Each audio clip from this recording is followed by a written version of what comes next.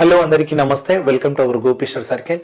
So friends, మన YouTube ఛానల్ని మొదటిసారిగా చూస్తున్నట్లయితే సబ్స్క్రైబ్ చేసుకోండి, అదేవిధంగా లైక్ చేయండి. మరి తెలంగాణ గవర్నమెంట్ అతి త్వరలో 14,000 పోస్టులతోటి ఎస్ఐ కానిస్టేబుల్ నోటిఫికేషన్ ఇచ్చే అవకాశాలు బాగా కనిపిస్తున్నాయి. సో ఆర్థిక శాఖ ఆమోదించిన వెంటనే నోటిఫికేషన్ రాబోతుంది. కాబట్టి సో ఎవరైతే ఎస్ఐ కానిస్టేబుల్ నేను కొట్టాలి అని ఎవరైతే ఆ గోల్ని పెట్టుకొని ఉన్నారో ప్రతి ఒక్కరు కూడా నోటిఫికేషన్ రాకముందు దానిపైన సిలబస్ ఏ విధంగా చదివితే మనం ఒక మ్యాక్సిమం మార్క్స్ కొట్టగలుగుతాం, ఏ పోస్ట్కి నేను ఎలిజిబుల్ అంటే ఒక సివిల్ లేదంటే ఒక 5 కొట్టాలంటే నాకు ఎంత స్కోర్ ఉండాలి అనేది మీరు బాగా ఫోకస్ అంటే ప్లాన్ చేసుకోవాలి.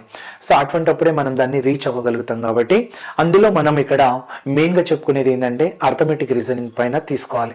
అర్థమెటిక్ రీజనింగ్ అనేది ఎస్ఐ కానిస్టేబుల్ నువ్వు రాస్తున్నావు అంటేనే వీటిపైన ఫోకస్ చేయాలి. మరి ఫోకస్ చేయాలంటే ఒక మంచి కాంటెంట్ ఉన్న సబ్జెక్ట్ అవసరం. కాబట్టి సో మన అర్థమెటిక్ రీజనింగ్ ఆన్లైన్ క్లాసెస్ మన గోపిస్టర్ సర్కిల్ యాప్ ద్వారా మీరు తీసుకోవచ్చు. ఓకేనా? సో ప్రతి ఒక్కరూ ఉపయోగించుకొని ఇప్పటి నుండి ప్రాక్టీస్ చేయండి, ఒక మ్యాక్సిమం మార్క్స్ స్కోర్ చేస్తారు. సో మనకి నంబర్ ఇప్పుడు ఎంత 3 నోటిఫికేషన్స్ అనేది ఎలా ప్రూవ్ చేసినాం అనేది అందరికీ తెలుసు. సో ఇక ముందు కూడా మనం అప్కమింగ్ నోటిఫికేషన్ దృష్టిలో పెట్టుకొని ఎలా ఆ లో లెవెల్ టు అడ్వాన్స్ లెవెల్ ఎలా అడగబోతాడు, ప్రీవియస్లో ఎటువంటి క్వశ్చన్స్ అడిగింది అనేది మనం క్లియర్గా ఎక్స్ప్లెయిన్ చేయడం జరిగింది. ప్రతి ఒక్కరు ఉపయోగించుకోండి. ఓకేనా? ఇప్పుడు మన రెగ్యులర్ సంబంధించిన క్వశ్చన్ ఏంటిది అంటే, ఒక క్వశ్చన్ నేను డిస్కస్ చేస్తే రెండో క్వశ్చన్ మీరు దాని ఆన్సర్ కామెంట్ రూపంలో చెప్పాలి. అటువంటి కాన్సెప్ట్ చూద్దాం. రైట్, ఒక క్వశ్చన్ చూడండి. సో ఇది 2018 ప్రీవియస్ క్వశ్చన్, ఇది 2018 క్వశ్చన్ అన్నట్టు.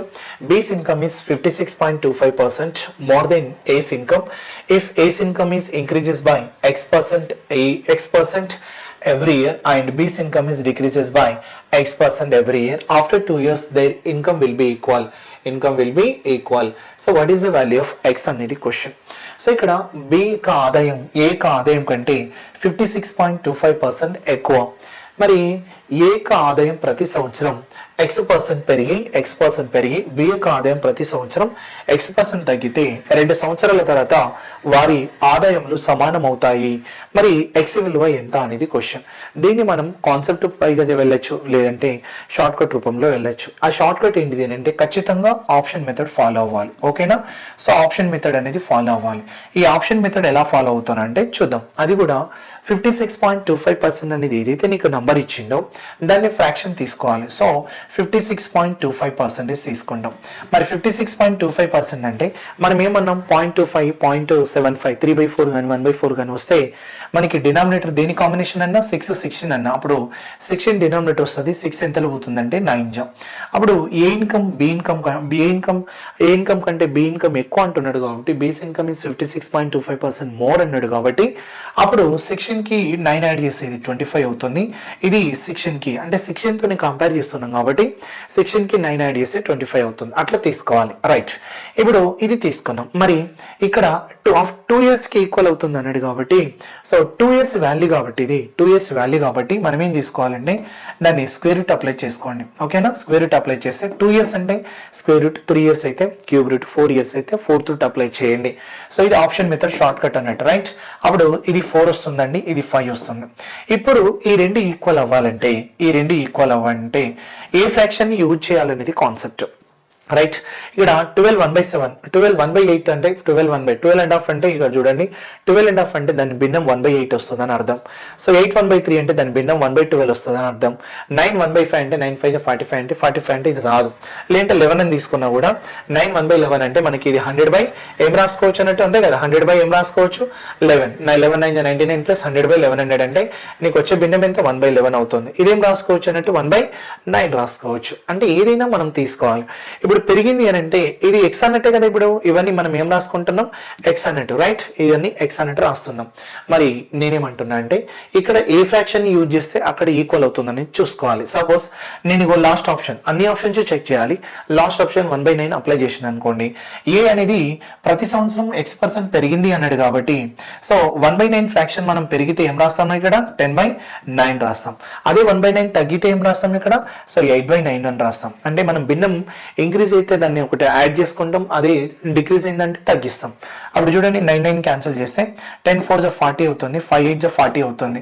అప్పుడు అమౌంట్స్ విల్ బి ఈక్వల్ అన్నాడు, ఇన్కమ్ విల్ బి ఈక్వల్ అన్నాడు. అంటే వీటిలో ఈక్వల్ అవ్వాలి, ఆ ఆప్షన్ రైట్ అవుతుంది. ఓకే రైట్, అది మనం ఆప్షన్ కాన్సెప్ట్.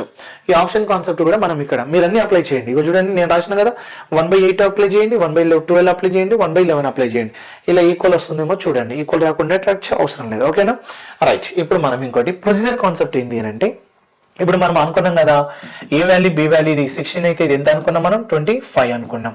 అప్పుడు ఏం రాస్తామంటే ఇగో చూడండి 16 పైన 100 ప్లస్ ఎక్స్, ఎందుకంటే ఎవ్రీ ఇయర్ X% పెరుగుతుంది అని అంటే 100 ప్లస్ ఎక్స్. అలాగే 25 ఇట్లా ఎన్ని సంవత్సరాలు అంటే 2 ఇయర్స్ కాబట్టి దాన్ని 2 టైమ్స్ రాస్తాం అన్నట్టు 100 ప్లస్ ఎక్స్ బై 100. ఇక్కడ 25 పైన ఏం రాస్తామంటే 100 మైనస్ ఎక్స్ బై 100 అని రాస్తాం. అలాగే 100 మైనస్ ఎక్స్ బై ఎంత అంటే 100 అని రాస్తాం. అర్థమవుతుందా? అప్పుడు their amounts will be equal అన్నాడు కాబట్టి ఈక్వల్ అంటే A income after 2 years, BC income after 2 years. అట్లా ఇది ఎక్స్ డిక్రీజ్ అవుతుంది, ఇది ఎక్స్ ఇంక్రీజ్ అవుతుంది, అట్లా చూస్తున్నానంటే.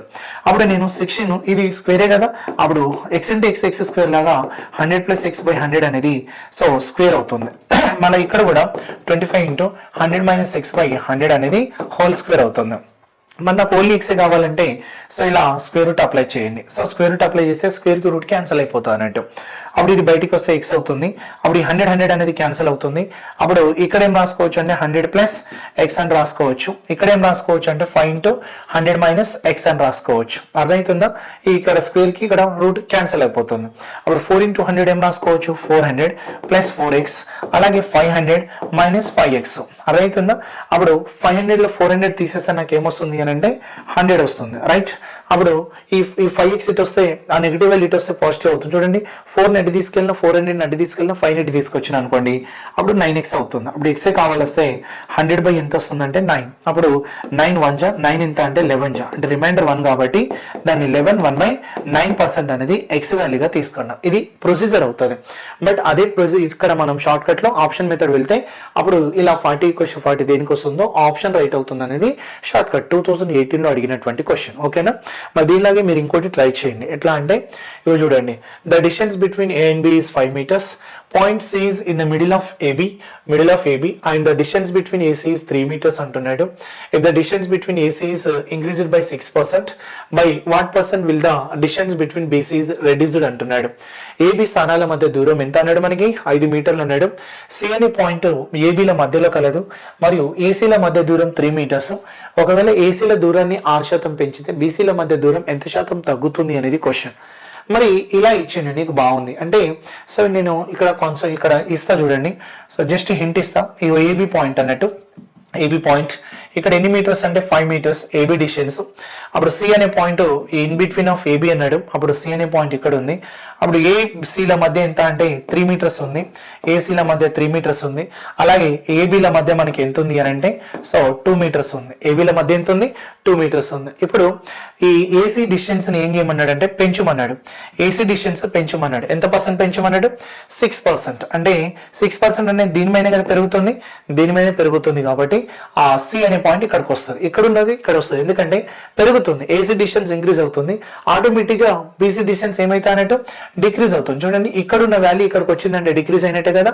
అప్పుడు ఆ బీసీ డిస్టెన్స్ ఎంత రెడ్యూస్ అవుతుంది అనేది అడుగుతున్నాడు. ఈ ఆన్సర్ మీరు కామెంట్ రూపంలో చెప్పండి, ప్రతి ఒక్కరు ట్రై చేయండి. మనం ఒక క్వశ్చన్ చెప్తున్నాం అంటే చాలా ఇంపార్టెంట్ క్వశ్చన్స్ డిస్కస్ చేస్తున్నట్టు మనం. సో అందుకోసం దీని ఆన్సర్ అనేది మీరు కామెంట్ రూపంలో ట్రై చేయండి. ఓకేనా? అందరికీ all the best. Thank you. So time waste అస్సలు చేయకండి, ఎందుకంటే అతి త్వరలో నోటిఫికేషన్ ఉంది కాబట్టి కొంచెం ఒళ్ళు దగ్గర పెట్టుకొని సో చదవడం స్టార్ట్ చేయండి. ఓకేనా?